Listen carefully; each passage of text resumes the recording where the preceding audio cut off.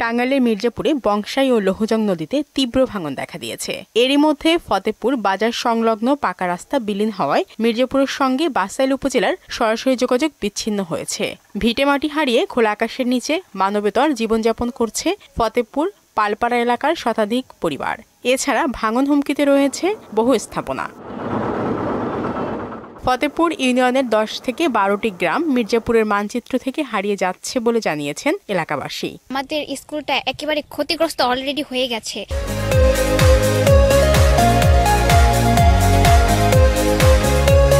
তাদের অভিযোগ, ইতিপূর্বে এ নিয়ে প্রতিবাদ করেও কোনো ফল মেলেনি। ভাঙন রোধে এলাকায় স্থায়ী বাঁধ নির্মাণের দাবি জানান ভুক্তভোগীরা। আমি একটা বাড়ি করছিলাম, বাড়িটা আমার নদীতে ভেঙে গেছে, জায়গা জমি ভেঙে গেছে। 30-40 বছর আগে এরকম নদী কোনোদিন ভাঙে নাই, একটু একটু ভাঙছে।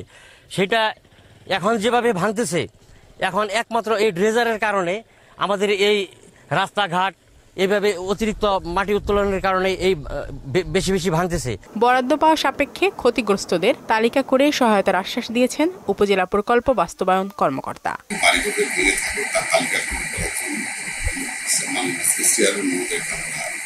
কোনো ত্রাণ বা সহায়তা নয়, ভাঙন রোধে স্থায়ী বাঁধ নির্মাণ সহ কার্যকর পদক্ষেপ চান এলাকাবাসী।